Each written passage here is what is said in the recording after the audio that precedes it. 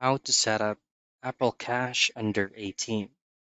So of course, first things first is open up your iPhone settings, and then from here, just simply tap your Apple account at the very first part of the page, and then in here, just simply choose on Family, and then just simply hit on Continue,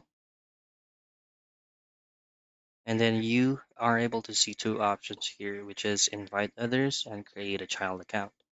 Now just simply choose on Create Child Account, and then you will be redirected to the page in which you'll have to input your child's credentials. Just simply go on Agree and Continue, and then input the last name, first name, and then as well as date of birth. Now, once you tap on Create Child Account, you will now then be redirected to input your card credentials, like the certain numbers of your card, the expiration date, and as well as the CVV code. And that's it. That's how you set up Apple Cash under 18.